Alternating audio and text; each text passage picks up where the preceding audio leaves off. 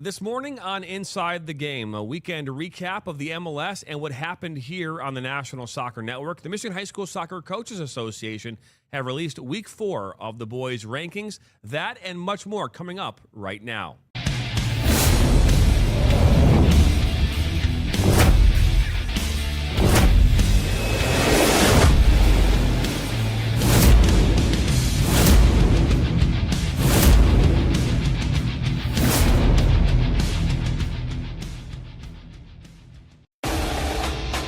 Welcome to Inside the Game on the National Soccer Network. Now, here are your hosts, Jonathan Turner and Nathan Wangler.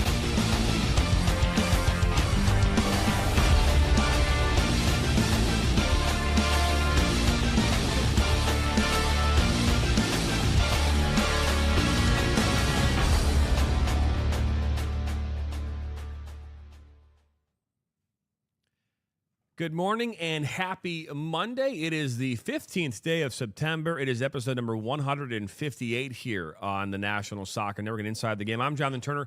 That's Ryan Glinsky.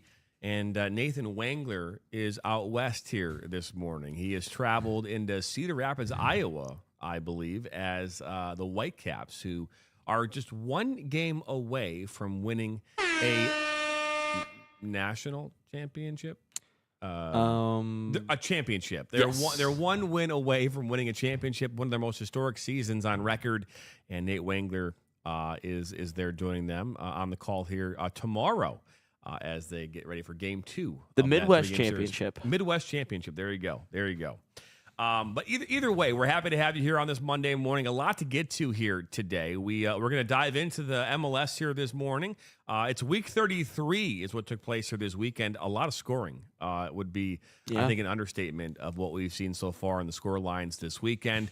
We will dive into what happened here on our network this weekend. We had the league, the Four Nations Cup, MASL here this weekend. We had U.S. Open Cup game along with some UPSL action as well. So we'll dive into that. The Michigan High School boys soccer rankings are out once again. We'll dive into those here like we do every single Monday over the last 4 weeks. And an interesting story that came out of Farmington Hills. We'll dive into that too this morning. But before we do that, Ryan, me and you are wearing kind of the colors of this weekend. You could not participate for us on Saturday because you were at the University of Michigan watching your Chippewas, who lost by what, 60 points? Was it 60? Was it 62-3 or 60-3? 63-3. So lost by a nice 9 touchdowns. Even 60 points. Bryce Underwood looked like the second coming of Tom Brady this weekend. The second coming of Jesus Christ. Yeah, it was not a good one for my boys in the maroon and gold. However, we got to tailgate a little bit on the golf course, so that was a lot of fun. Got a lot of free food. Had a couple of drinks. Ran into a bunch of people from Central Michigan as well, and so it was good to catch up with them.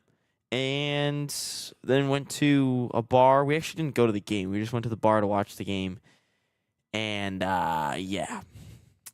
was not fun. You didn't even go to the game? No. You just tailgated and then went to the bar. Yeah, so my family, my family has they tailgate on the golf course. So they have season tickets for I think since Harbaugh's been there. So I couldn't tell you exactly. But they tailgate on the golf course every single home game, and they have a riot. They have a great time. And it was a great little setup for us, and got to see some people I haven't seen in a while. My great uncle was there. My little cousin, who I got to watch him play football on Thursday, but he was there. A couple of my cousins and a couple of buddies, and yeah, it was a great time. Outside of the result, I did bet Central Michigan to cover the spread, which was 27.5. I really thought we had a shot there, and they lost by 60. So safe to say I didn't win money that day. But it was only like $7, so it wasn't that big in the end. But no, it was a great day. CMU. Well, I mean, that's what you. Yeah. I mean, to be fair, I mean, they didn't come out a big loser. I mean, there's a big fat paycheck they get for playing. Yeah, they these did get games, $1.5 million. right? That obviously huge, right? And I think that's the thing that when you're like, well, why do these teams even play? Well, it's all money. Yeah, because they pay you to play there. Yeah. Like I forgot, Notre Dame or Northern Illinois went Notre Dame last year and won, and they got like $2 million and they got a victory. I mean, that's the biggest win-win ever. I mean, honestly, couldn't. And I've had a rough week of being a Chippewa. You know, I'm getting made fun of by the head coach of the Western women's soccer team about not getting in. Then I sent it to my family, and they're all roasting me, and then they get killed on in football on national television. So just great weekend to be a Chippewa. Great. Yeah, it definitely was. We have a good show coming up here this morning. We are live right now on a lot of different places. You can watch us on TikTok, on Instagram. We're also obviously on YouTube and Facebook and Twitter, and live on Roku TV on the National Soccer Network .tv as well. So you can catch us in a lot of different places this morning. When we come back, we'll dive into the MLS here. A lot to talk about in regards to that. We'll get into the Eastern and Western Conference standings. You're watching episode number 158 here of Inside the Game.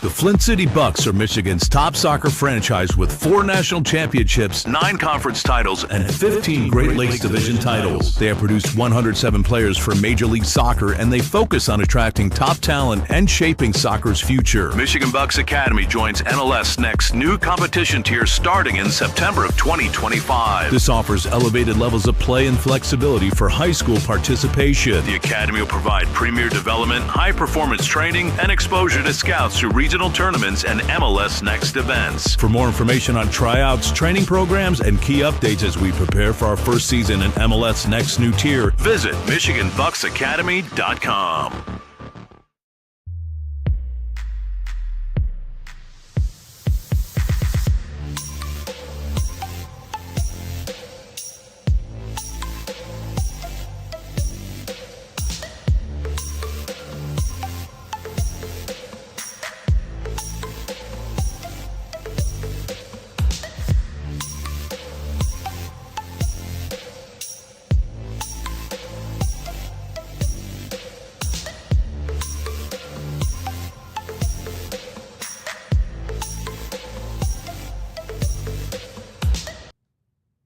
Welcome back here to Inside the Game here on this Monday morning. Jonathan Turner alongside Ryan Glinsky. Again, Nate Wangler out west here this morning. Out west is in Iowa, not California. We'll talk about a crazy weekend in the MLS. A hat-trick-heavy Saturday shook up the MLS stretch run as Charlotte FC tied the league's single-season win streak mark. They've won 9 in a row so far. Vancouver demolished Supporters Shield leaders Philadelphia behind Thomas Mueller's birthday treble, and the Crew survived a 9-goal thriller in Atlanta. It was a very, very, very busy weekend. We talk about this. We'll break these down here. Charlotte won 3-0 over Inter Miami. Again, they rolled into a 9th-straight victory to match the post-shootout era record. Right, so the post-shootout era record. So that's 9 in a row. Clearly, they didn't play defense and took the over in that game. So correct. It's crazy to think about how many. I mean, that was a 3-0 victory, right, over Inter Miami. Vancouver wins 7-0. right? 7-0. Thomas Mueller turned 36 and bagged his first MLS hat trick as the Whitecaps clinched a playoff berth with a statement win over the league leaders in the Philadelphia Union. LAFC gets a 4-2 victory over San Jose. Son Heung scored inside the first minute, and Dennis Buenga completed his hat trick. Dude, what happened this weekend? All right, here we go. Columbus, 5-4. Columbus, Diego Rossi recorded a first-half hat trick at the Crew race to a 5-0 lead. It was 5-0.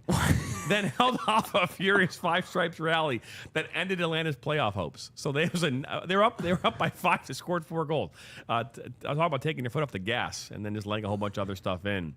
FC Cincinnati, which we heard about what happened this weekend with the whole TQL stadium and that barbecue joint down in Cincinnati, losing their sponsorship. They won 2-1 over Nashville. Evander struck 8 minutes into stoppage time to clinch Cincy's postseason berth at TQL Stadium.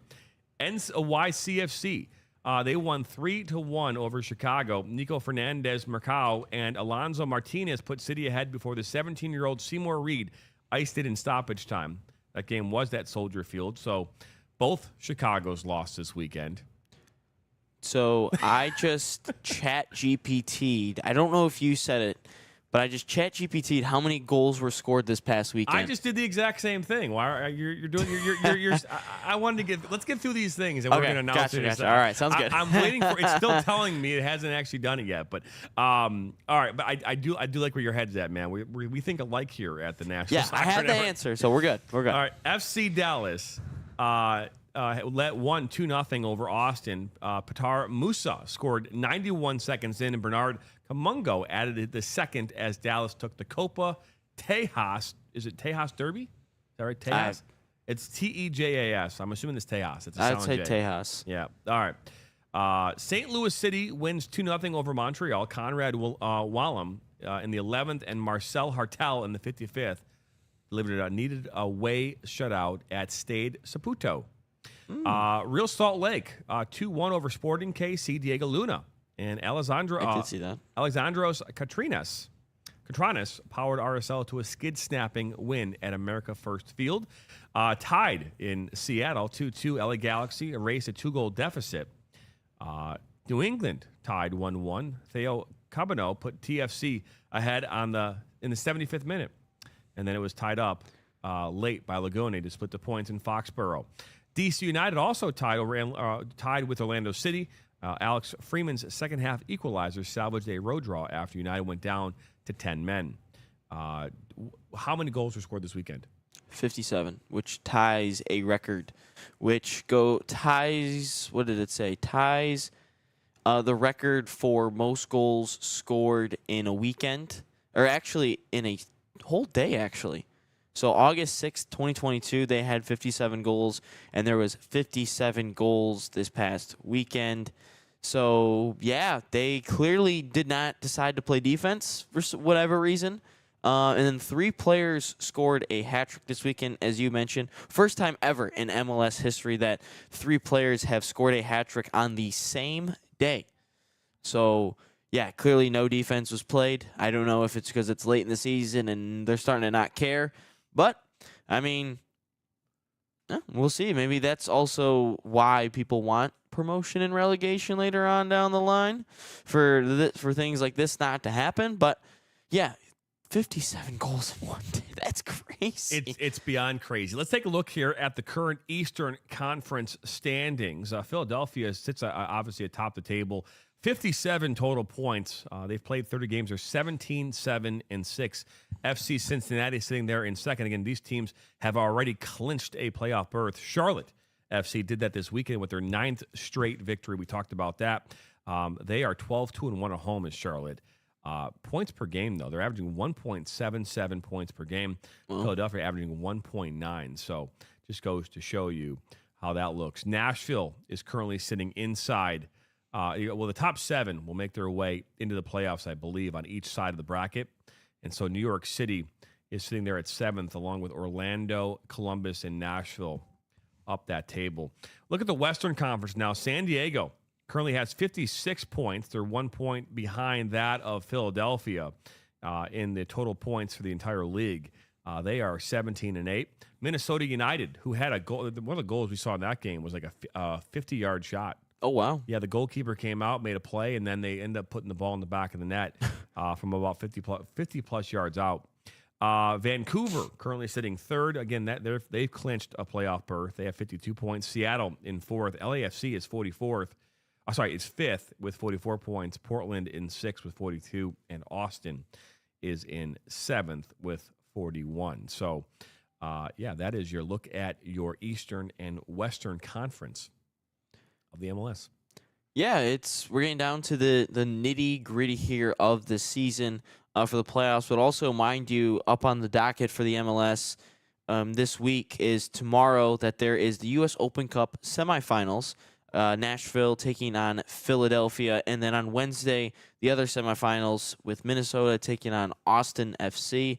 And so again, we're getting down towards the end here of the MLS, but I kind of want to know how the MLS is going to work next summer. Of course, the World Cup is here. And if you kind of go back to the 2022 Qatar World Cup, that was in the middle of all the European seasons. And they started their season a little bit earlier and they ended a little bit later. So I wonder if that's going to be kind of the same with the MLS, because they also got to use all their stadiums. So it's not like that stadium crew is in all their stadium staff. They're still going to be going because they have to get through all the stadiums.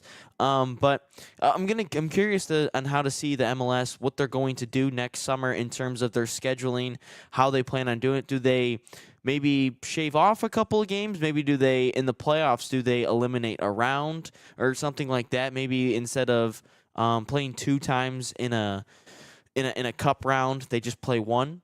So interested to see what they do for that. But again, we're getting down towards the end here, and a new champion will be crowned. I'm sure a lot of people really hope that it's not Inter Miami, because they seem to be the villain around these parks in the MLS. Yeah, and right now Miami is currently sitting 8th in that Eastern Conference. So they're in a play-in spot. I believe so. Yeah. Yeah, because again, I think there's that. 9 is the line for that play-in, right? Because they're going to take 8 teams from each side. So 8-9 play each other, and then gotcha. No, 7, 8, 9. Oh, 7 and 8, 9 are both in the play-in spot. No, 7, 8, 9. Oh, jeez. I'm sorry, my kids do it to me all the time, man. Dad joke 101. No, my kids are the ones who are doing it more than I am. Well, it doesn't matter. Either way, here's what we're going to do. We just got through our MLS conversation. We're going to dive into what happened here this weekend on NSN, coming up here on the other side of this break. It's episode number 158 here on the National Soccer Network. Experience the thrill of the game like never before with NSN's Game Rewind. Dive into full match commentaries enhanced with cutting-edge dynamic graphics, letting you relive the highs and lows of your favorite matches in astonishing detail. Whether it's a championship win or a legendary play, NSN Game Rewind bridges the past and future with a broadcast experience designed to captivate. Call 586-304-4405 and start watching today.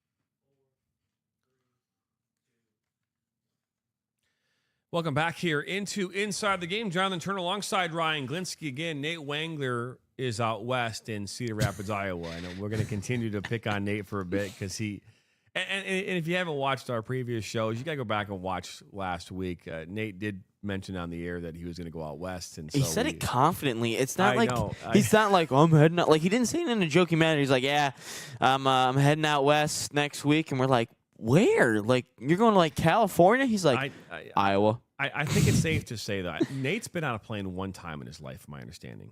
I think just once, right? So I think that not – and I would imagine there's probably a lot more people out there that have not done a tremendous amount of traveling, whether that be in a plane or going out to a whole bunch of different parts of the world. And so I think that there are I've traveled. I've been out west. I've been to California now. At least I've been 3 times in my lifetime, 4 times in my lifetime. I've been to California. So I can tell you that I've been out west. Okay. So I've also been to Wisconsin, Minnesota, which is west of Michigan, but not out west. I've been through, I haven't been through Iowa, but I've driven through Illinois up to Wisconsin to Minnesota and back. And so I can tell you that I've gone west.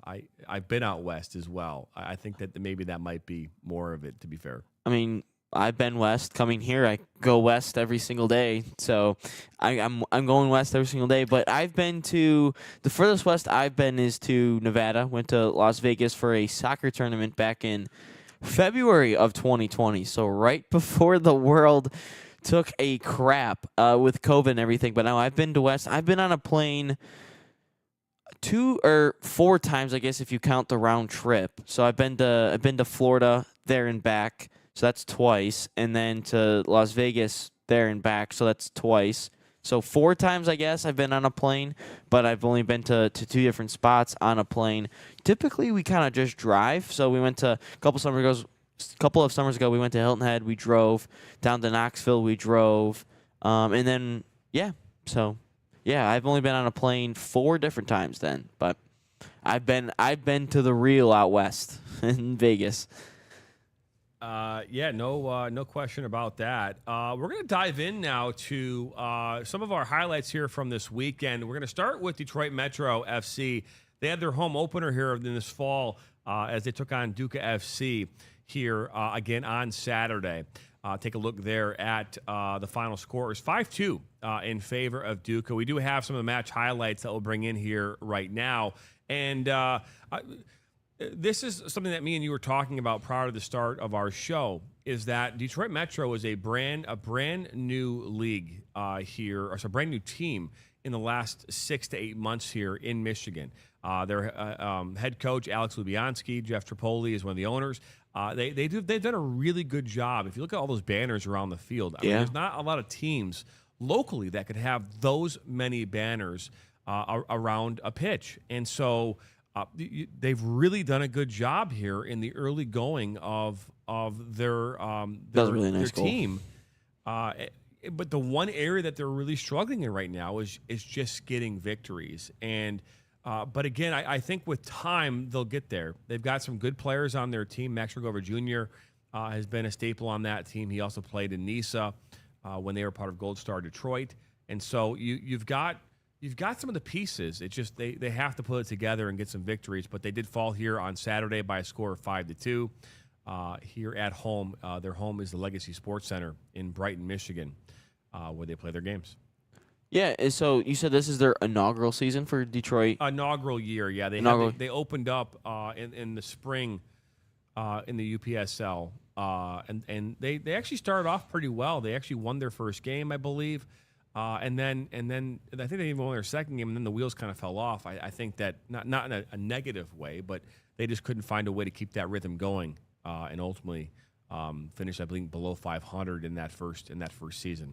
Yeah, I'm just looking at a couple of these highlights. There's some really nice goals being scored in this game, but I really think that, with the emergence of DCFC, I just happened to be wearing their hoodie today. But I think with the emergence of them, and especially with the new stadium that's being built, Lumnify Field, I don't know exactly what year it's supposed to be done, but it seems like if you're trying to build an amateur, not an MLS soccer team, in the city of Detroit now, or in the area of Detroit. It seems like it's a little bit of a losing battle now with how well DCFC is being ran and being put up into the higher ranks of the USL. And, tons of people go to these games over the year. And, you have the new stadium being built, whether we talked about that like a month or two ago, about if that's sustainable, if they're able to sustain this and it's going to create a little bit of a profit, or how long it will. I know it's privately funded and privately owned, but if you're kind of owning an amateur soccer team, I think really, unless you're a parent of one of the players or a family member of one of the players or one of the owners and coaches, and the only other factor I see people going to these games is if you're right around the corner. I don't really see a ton of people making it to these games. I don't. But that's like, I remember, doing the Macomb Union games this year, and a lot of the fans were just parents of coaches. And the only time there was a really good amount of people was when DCFC came to town for the women's game against Macomb Union. But other than that, I don't know if it's sustainable now. I know it's their first year, so they got to continue to get it going, but I don't know how sustainable it is in the long term.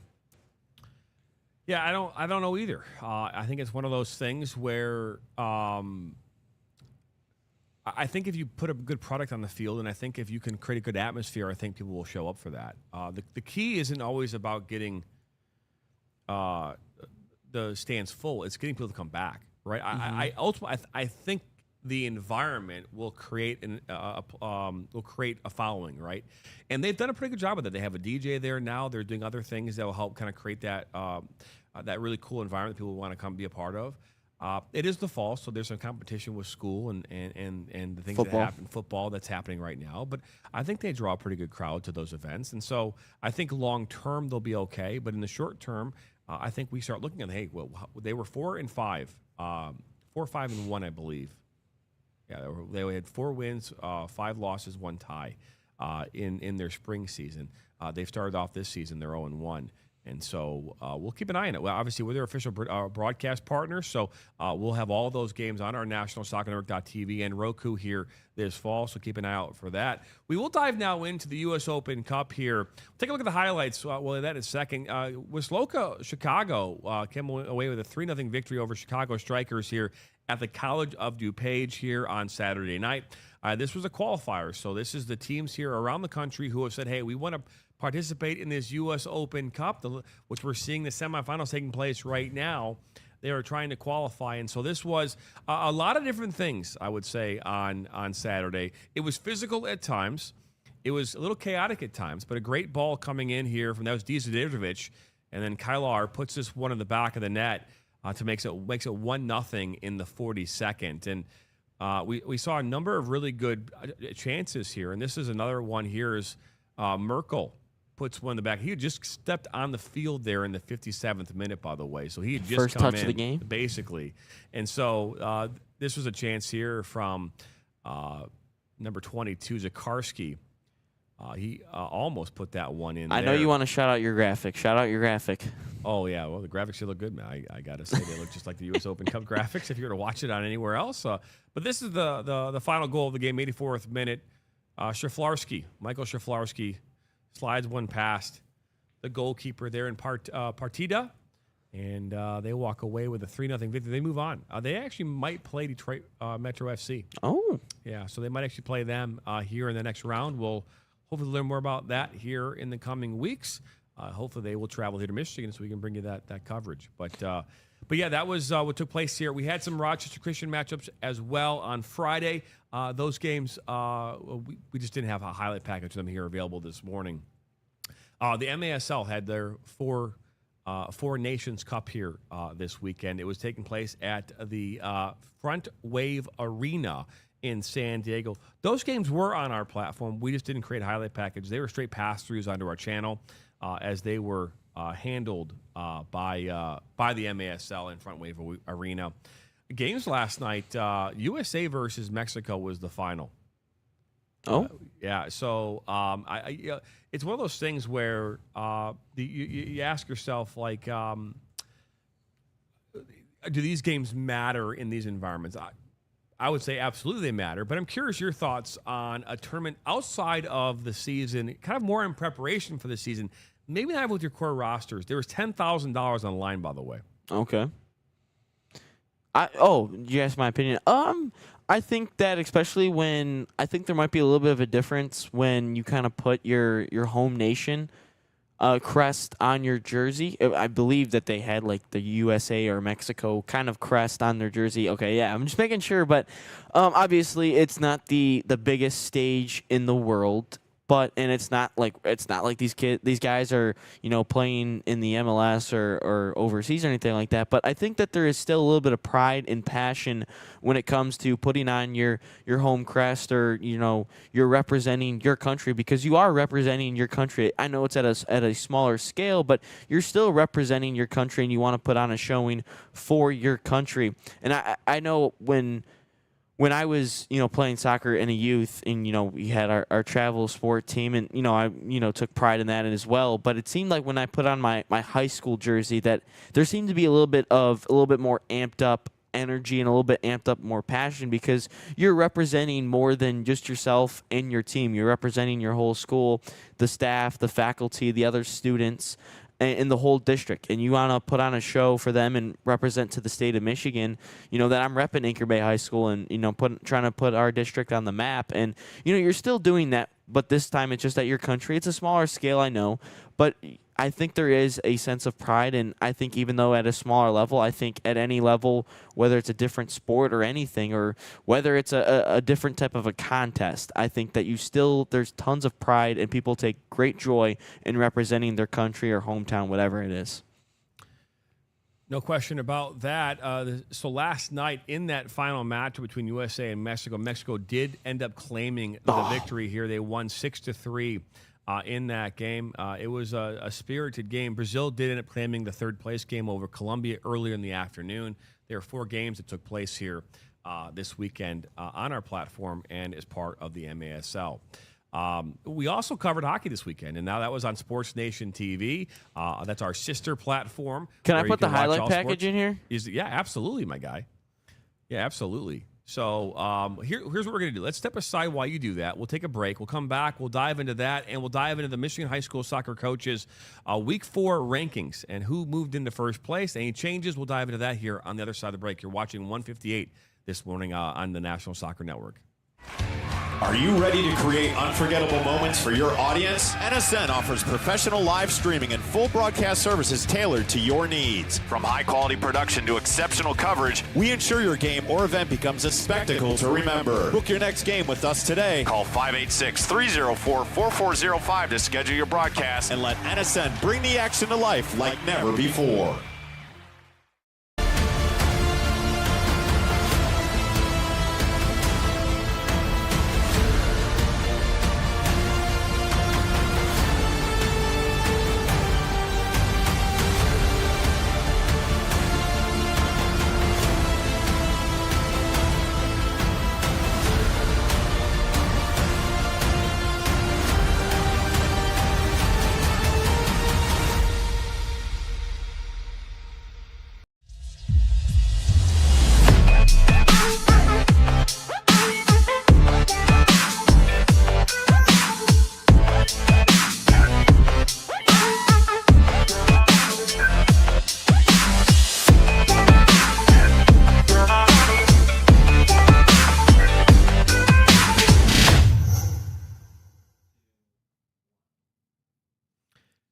Welcome back here to Inside the Game on this Monday morning, September the 15th.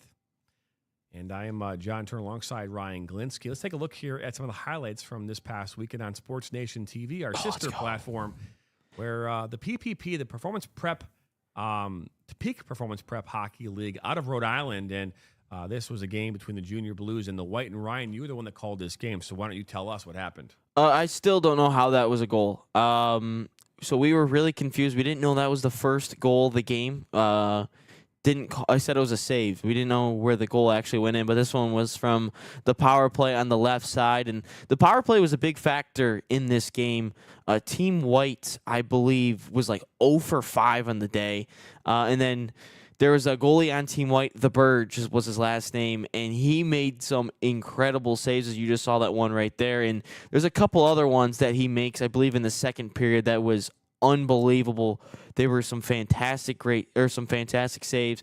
But the Junior Blues ultimately, they went up 3-0, and they took advantage of that power play. They scored on their one opportunity, I believe. I think they went 1 for 2, and then there's a goal right there, kind of a scrum right in front of the net, and it made it interesting. And then the Junior Blues, I believe, made it. Are we yellow right now? By the way, look at our Roku. Are we yellow on VMix? No. No. Okay. I was just curious. Go ahead. Sorry. I thought we went. I know. I No, you're good. I lost my internet, my computer, so I was. Oh no, you are good. But yeah, this is a goal, made it 3-2, and then this was the insurance goal by the Junior Blues. London McDonald had the goal, and he's one of the players that I highlighted. And then within seconds, as you'll see, that goal was scored about 8:58, and then this was a goal right after. 8:30 is when this goal goes in, and it became interesting for the final 8 minutes, 4-3. However, the Junior Blues ultimately come out victorious, and they get their first win of the season. And John, I've really enjoyed my time calling the Peak Performance Prep hockey games. They're all high scoring, tons of energy. The playing level is at a high level, but man, it is great to see, and it's about every single weekend, I think, up until November that we have games. So yeah, definitely tune in. It's a great level of hockey, and these kids, I believe they're about high school age. They are really, really talented. That they are, and it's been a pleasure doing that, and we'll continue to have. I think we've done so far. We did 4 on Saturday, 2 yesterday, so 6. We did 15 the first weekend, so we've already done 22 games. We still have about 60 more to go, so we are excited about that coverage. Let's dive here into the Michigan High School Soccer Coaches Association Week 4 high school rankings. We'll start here in Division 4. Oh, Division 4. Yeah, always go 4. 4 always goes first. I had one queued up. So Liggett continues to hold there at number 1. They are 7-0. They remain perfect, typically enough to hold the top line. Chasing the pack is Plymouth Christian at number 2, and Grenville Calvin Christian, who's 9-2-2, keeping that pressure on, while Lansing Christian 9-2 stays within striking distance. The quality climbers here, the Royal Oak Shrine are 10-1. They look like a riser on a sheer volume of wins. Roper is 8-1, fits the same profile, just outside the top 10. Honorable mentions: Clinton, Maple City, Glen Lake. They both have pretty good records. Clinton's 10-1. Maple City Glen is 8-2. They hit the top 5: Liggett, Plymouth Christian, North Muskegon, Calvin Christian, Lansing Christian. So there are your top 15 high school boys rankings here for Division 4. Take a look here now at Division 3. As we dive into that, Country Day still stays atop the pack there. They're 11-1-1. Pontiac Notre Dame Prep is 6-1-4, and Flint Powers Catholic 9-2-2. Headline obviously the top 3. They've been that way for a number of weeks now. Momentum teams: Elk Rapids 8-2-3, and Ann Arbor Green Hills 5-2-1. Both own quality wins and a few blemishes. Classic and Greens for a 1-2-3 line nudge. Again, you see them there in the top 5. Middle Churn coming, though. The 7-13 band is tight. Swan Valley 6-2-1. Grand Rapids Catholic Central's 4-2-2. And they're separated by thin margins. Any single result could obviously reshuffle that group. Honorable mentions: Ovid Elsie is 10-1. Fenville 6-2-2. Look most ready to maybe break in. Again, Country Day, Notre Dame Prep, Flint Powers Catholic, Elk Rapids, and Green Hills are all in the top 5. And so I'm being around the Mount Pleasant area. I'm recognizing some of these schools. Freeland, that was about 40 minutes from Mount Pleasant. Alma, that's about 20 minutes from Mount Pleasant. So good to see the middle of the state getting some love. And I will say, Grozeal, number 8, my mom's side of the family, does not like. They had a little bit of a rivalry with them. So downriver as well.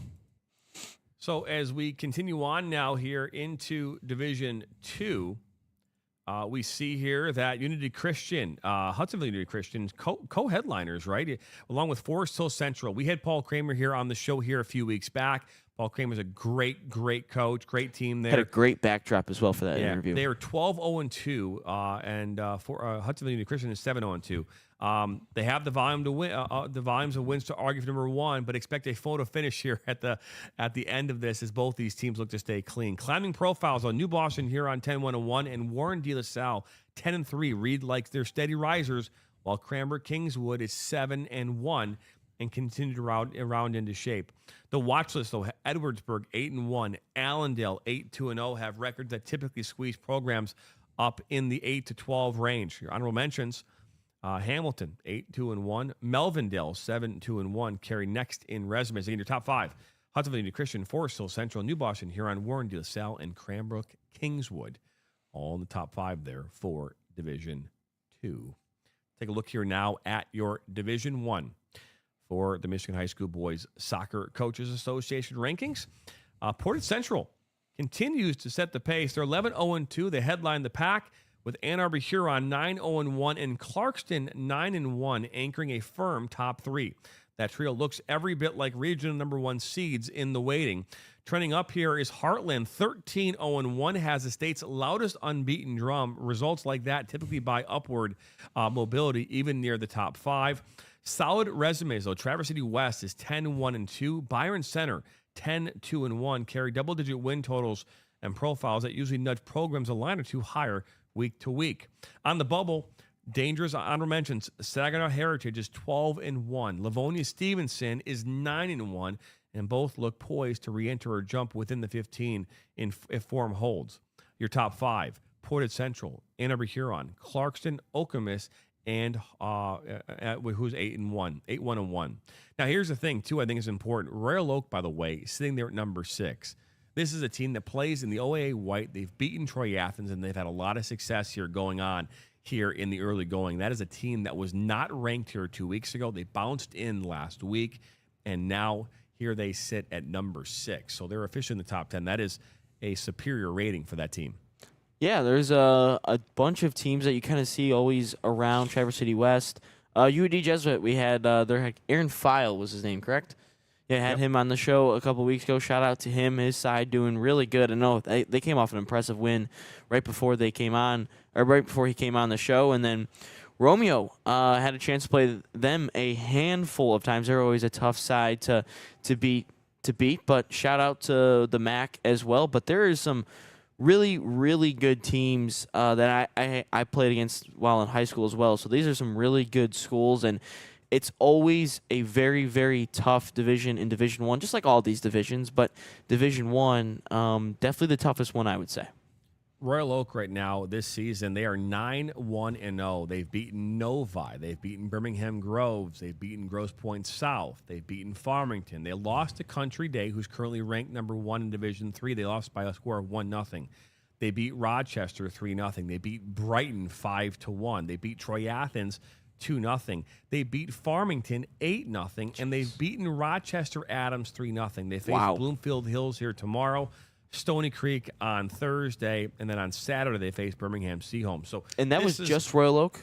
That's just Royal Oak. Wow. This is a team that, I mean, and a couple years ago, they were having a really good season. They ended up losing to Berkeley in a district semifinal match. We actually covered that on our platform. But I'm very interested to see how this thing will shake out. But Royal Oak, man, they might be a sleeper team here. I mean, it's a really good team. So it's a very interesting way. They're currently right now, if I look at their MPR, they're 637. I'm curious how that ranks amongst the rest of the MPR right now. But that's a really impressive resume. That is some really good teams that they have beaten and defeated and played. And that's what I've always liked kind of with as a high school coach is the coaches that kind of schedule the tougher out-of-conference tougher non-conference games because ultimately, again, you make the playoffs regardless, and that's a different argument. But kind of playing those tough teams, kind of setting that bar, kind of knowing what your team's level is going forward, and you can kind of work on things as the season goes on because you got to win.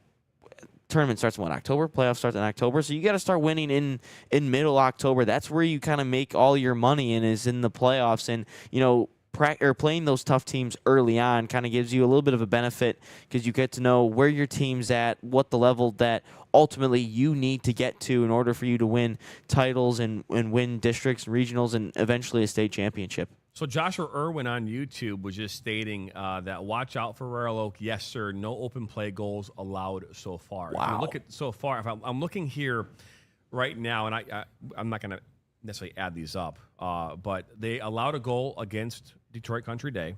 Mm-hmm. They allowed a goal against Brighton. Okay. Every other game, they have not allowed a goal. And so that would mean that they would have out of their, so they're 9-1. So that means they have, 8 shutouts then? They have 8 shutouts in their 10 games and have only allowed 2 goals. Meanwhile, 3, 6, 10, 13, 18, 28, 31 goals for. They have a plus 29 goal difference in 10 games. Yeah. Yeah. Wow, that's I'd like to see these guys up in person. Then this is if they're as good as advertised. I'd like to have a chance to watch them play. But that's a really impressive resume, and not only the teams that they beat, but how they're doing it. No open play goals all season long. I imagine those are probably PKs. I would imagine they are. But man, that is still an impressive feat for them.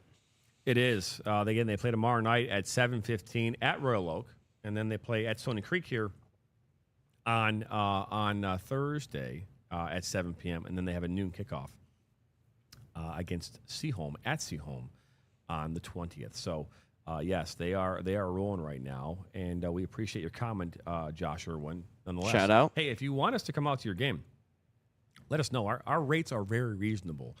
And we could absolutely come out. We would put it on our YouTube channel, MI Sports Network. It also go to the NFHS Network, but we could absolutely call that game. We've already called the Bloomfield Hills High School game. We started this whole network based on high school games and the amateur environment. And obviously, we've grown into a much larger platform now where we're covering games all across the country. Doesn't mean we still can't come out to you. So if you'd like to have us cover your game, by all means, let us know. We can absolutely do that. And we'll go from there. We're going to take a quick break. We come back. We're going to dive into some not breaking news. There's an interesting story out of Farmington Hills, Michigan here this weekend. And then we'll dive into some of your questions and comments and then question of the day. But don't go anywhere. Right back here on Inside the Game.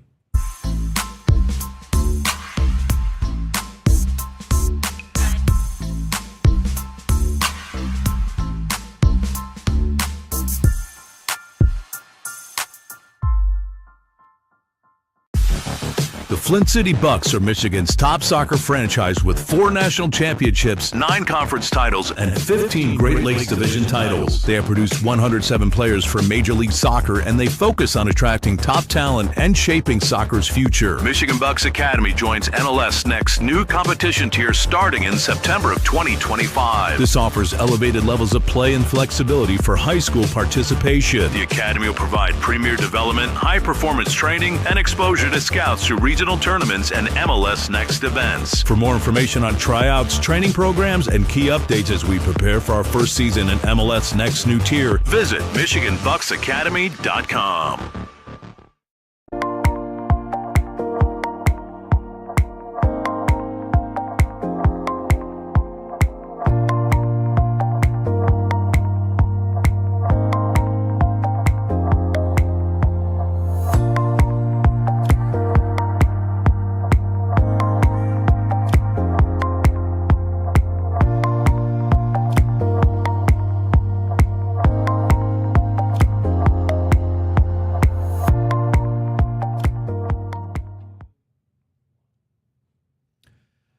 Welcome back here into Inside the Game on this Monday morning. Last segment here of the day. We had a chance. It was funny. Ryan was here yesterday. We were doing the hockey broadcast yesterday, and he was talking about this really cool story that took place here in Farmington Hills, Michigan. I want you to lead in with this story. It was your story, so I figured why not you explain it to our audience? Yeah, so my mom was actually explaining it yesterday morning, and this kid, a 4-year-old, accidentally called, I don't know if it was accidentally, but just called 911, and he just wanted to talk to someone about the game of soccer, of all things. These 2 4-year-old boys right here, they wanted to talk about soccer, and then talk about just other things. So the cops, not being upset about this situation, because obviously you can't just call 911 just to talk. You have to actually have a reason for it. But the cops, not being upset, they stopped by for a birthday party for the young boys, and they had a police-themed birthday party. This took place all in Farmington Hills, Michigan. But, I mean, if they wanted to talk soccer, they just could have, became a guest on our show, and we could have had them talk about soccer with us. But absolutely. But that's a great feel-good story to have, especially with the way the world has been going recently. But, great to see that there's still some love in the air. Definitely still some love in the air. Really, really cool story. And again, I think the cool thing about we talk about this all the time. Sports can be something that brings people together, right? And regardless of how, it can bring people together, and that's really, really cool thing. Hey, we're on TikTok. We're on Shorts. First off, if you're currently watching right now, Dan is saying good morning from Indiana. Hey, if you are looking to we would love to read your comment off. If you have a question or comment about anything related to soccer right now around the country, whether it be the World Cup, doesn't matter. Now's your chance. Let us know here in the comments, whether on TikTok, on Instagram, on YouTube, on Facebook. It does not matter. This is the time that you can get those comments in. We'll address them, and we always love having you a part of this process. So if you are interested in having your comment, us talk about a question, now is your chance. And so, I'm just putting that out there to everybody as we speak. So a couple of questions before we get into question of the day. Posted this video on Friday. Josh Sargent just won Player of the Month in the EFL Championship. First American ever, mind you, to do so. And I also did a little bit of digging. No American has ever won the Golden Boot in the EFL Championship, and Sargent's got a shot here. But Jeff said hopefully he can bring that success to the national team. I'm rooting for him. And then this is a question kind of want to dig a little bit deeper on. This guy named Grans said, championship level player, don't see anything more.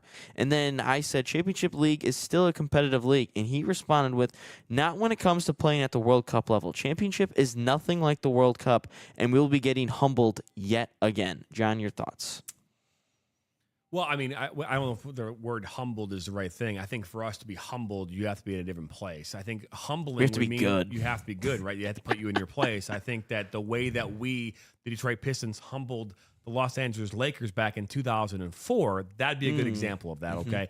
But the U.S. men's national team is not in a place right now where they would be humbled, okay? The right word would be embarrassed.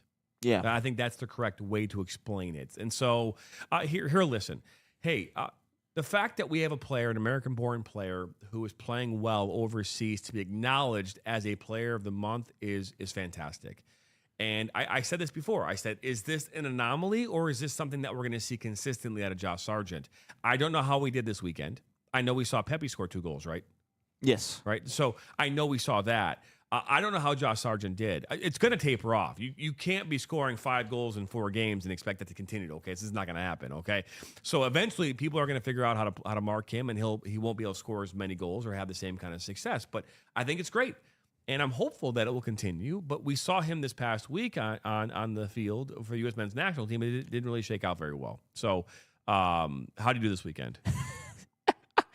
All right. So first off, an American did score in this game. It was Haji Wright for Coventry City in the 96th minute to make it 1-1. But I'm just guessing this was a horrible day for Norwich City. Sargent did, in fact, start this game. He did get subbed off. But I think it was an overall bad day for Norwich. Listen to these stats. 4 shots for Norwich City, 1 on target. How many shots do you think Coventry had all game? What was the score again? 1-1. 1. 28 shots for Coventry. 4 were only on target. Wow. But 28 shots to 4. It seemed like Norwich was really just dominating this game, especially in the possession numbers, 65-35. So we're going to just chalk it up to a bad day all around for Norwich City. They do have Wrexham this Saturday at 10 o'clock. So that'll be an interesting one. A lot of American features. But I'll say this. I would much rather have a championship player in my side. Like if we were just judging it based off leagues here, I would much rather have a championship player start for me than an MLS player, regardless of what the form is or anything, because the championship, I remember we did this show, or we did a topic on this maybe like a month ago, maybe 3 weeks ago, about the top leagues in the world. And the championship, though it's a second division league in England, is one of the best leagues in the world. It's definitely the best second tier league in the whole world, and the fact that we have a player dominating in this type of a league shows us something. Obviously, he's not going to be a Ballon d'Or winner. He's not going to score 10 goals in a World Cup tournament for the U.S. That's not the case. But if we can, I still think Sargent could be more of a backup player, and I still think Balogun's the starter. But if we can bring in Josh Sargent as a backup kind of in the 65th, 70th minute of a game, and maybe he kind of bags a goal. But if you look at all these goals, they're all kind of, he creates for himself, or he kind of just gets in the box, right spot, right time. And that's what we need from a backup player. And I'd much rather have a championship level player in Josh Sargent coming off the bench for us and creating an impact at the World Cup stage. No, I don't dispute that at all. We do have a comment coming from TikTok. Dan from Indiana says, what are your opinions on the refs or referee program in the U.S.? That's a you question. I know, right? It's like, here's the thing. Just like across the pond where you have players who are going there to get the best, we probably need referees going there to get the best too, right? I mean, to be fair, right? But let's be honest. I mean, the EPL has its share of problems, right? The championship. Like they have their share of referee problems, and they're considered to be the best in the world, right? I mean, Arsenal always gets hosed. So my point is this: I think the referee program can always be improved. I think that there's always ways for us to improve. So if we sit here and say, well, the referee program is exactly where it needs to be, that's not the case.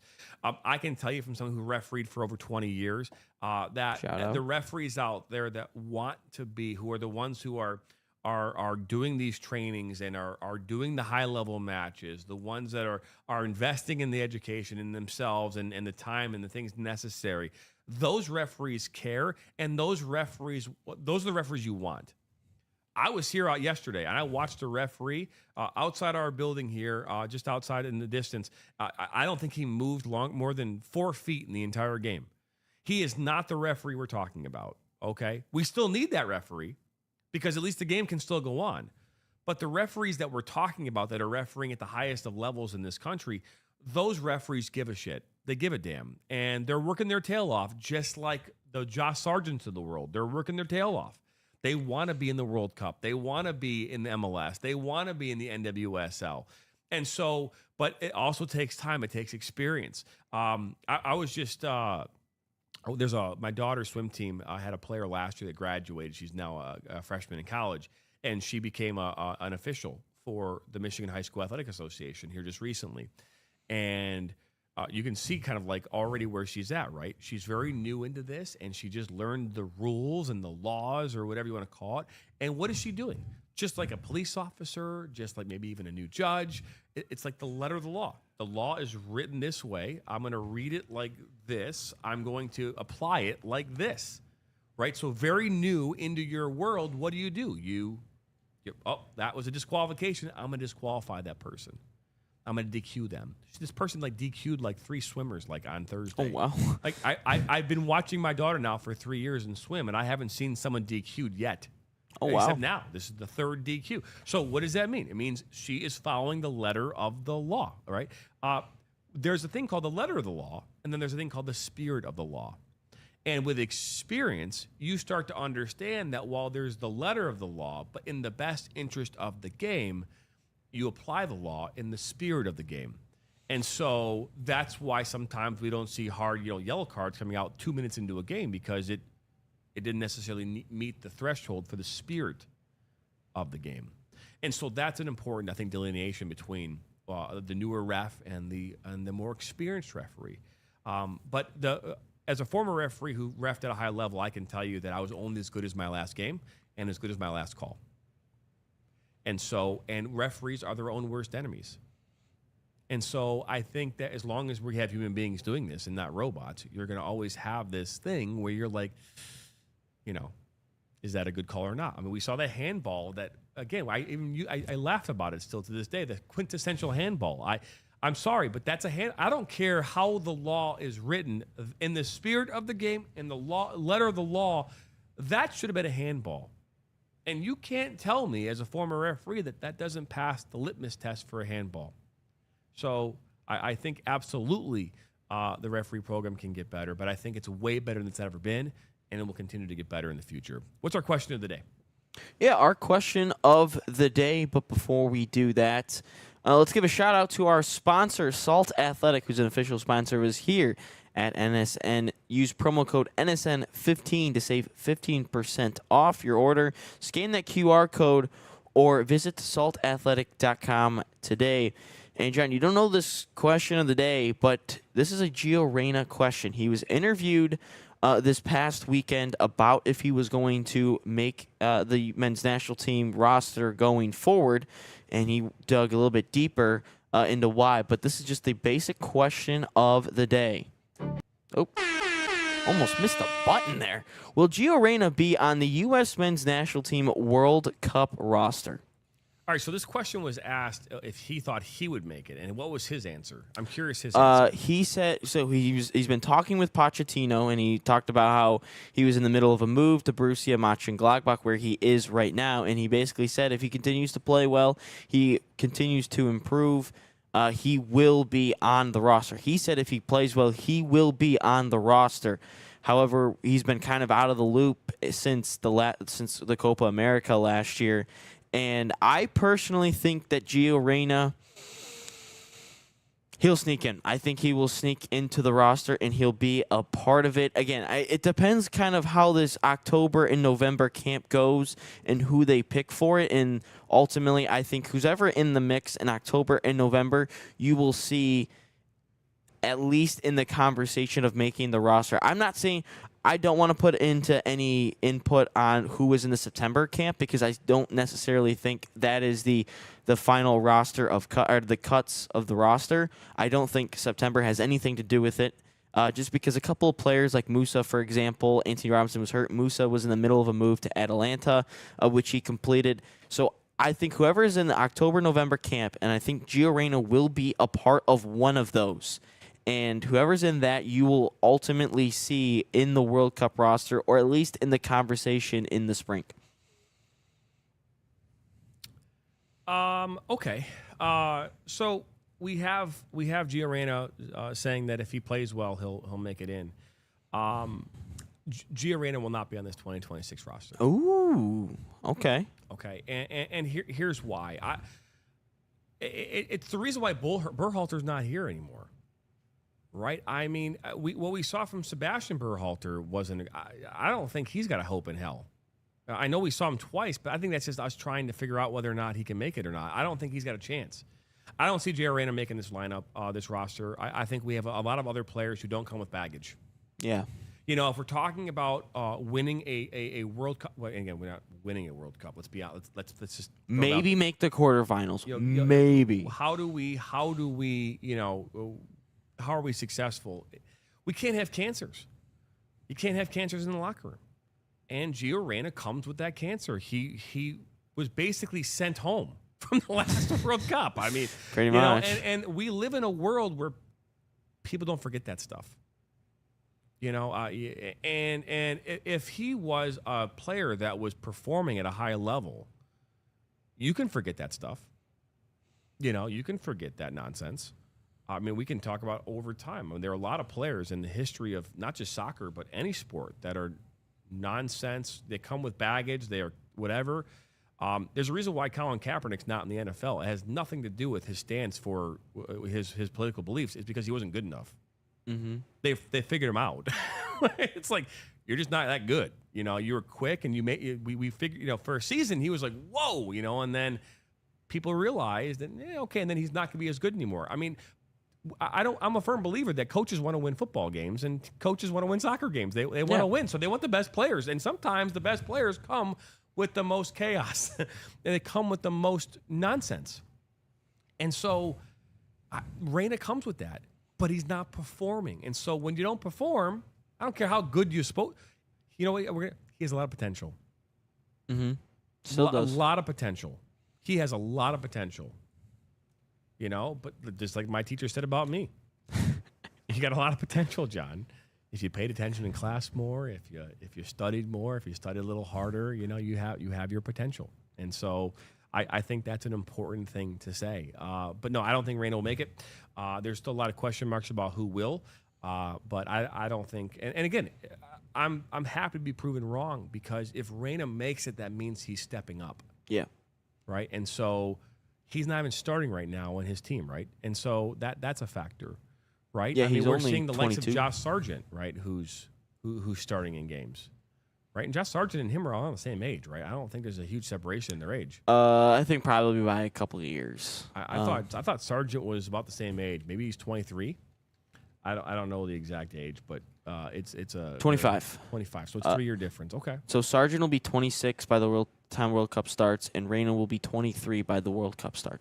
Okay. Well, there you go. And then looking at, Borussia Mönchengladbach lost 4-0 yesterday to Werder Bremen. Let's see if Reyna made it out onto the field.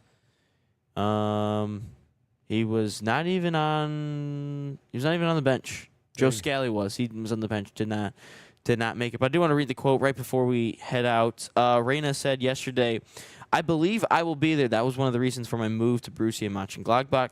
I'm in open contact with the coach, Mauricio Pochettino. If I play well here, I will definitely find my way back to the national team. I'm now at a point where I want to take the next step and take my career to a higher level. I feel ready for it. That's why I came to Gladbach."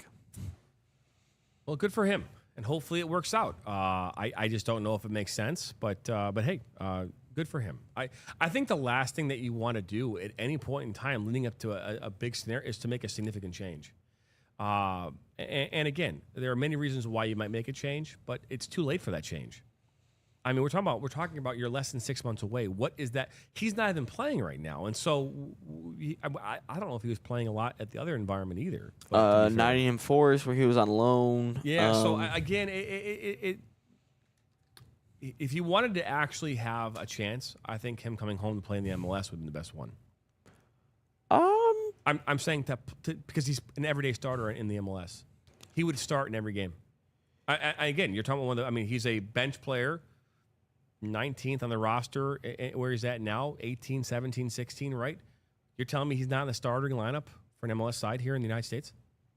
No, he's definitely a starter, but it's more of what he wants in his career. He's 22. Yeah. Still long ways to go. So I think maybe. No, I'm just saying if you want to make this World Cup, I'm not talking about, yeah, you're right. He still has a couple more World Cups in him.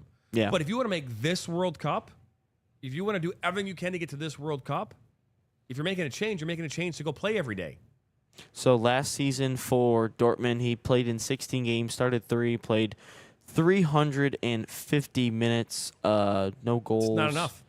No goals or assists, I don't believe. It's not enough. You got to be playing like 700 minutes, 800 minutes in a season to get to where you want to go. Yeah, At the minimum. I mean, Josh Sargent's playing every game. So he's played how many games so far this season? 10? 9? Sargent, I think he's at 8. So if you're averaging 50 minutes a game, you're at 400 already. And so I don't know. I think that yeah. He's only played 6. 6. So he's probably averaging 50 minutes a game, give or take. Probably. So you're at 240 minutes already, 6 games in. So, but that'll wrap up here today's episode of Inside the Game on this Monday, September the 5th. We'll be back at it here again tomorrow. We were supposed to have the NC State's head coach here this morning. The women's, Wake Forest head coach, not NC State. Apologize. Tony Delarose. He did not make it here today. He'll end up rescheduling, I think, for next Monday. So we'll give that a go here next Monday. But we have a great rest of your week lined up here. We'll continue to try to find more guests, exciting guests here to be on the show. Nate Wengler should be on tomorrow in the morning. We're waiting to find out any more details about that. But if not, me and Ryan will be back at it here again tomorrow for 1:59. So don't go anywhere and get prepared for that broadcast here tomorrow morning. Same time, same place, 9 a.m. to 10 a.m. here Eastern. Maybe slightly over, depending upon how we go, right? Maybe slightly over. But we're excited to have you nonetheless. Don't forget, subscribe, like us, share this with your friends and family. Got a busy week of action here coming up. We'll list out our entire schedule here on our website and through social media out the rest of the day. Have a great rest of your Monday, everybody, and we'll see you tomorrow here, same time, same place on Inside the Game.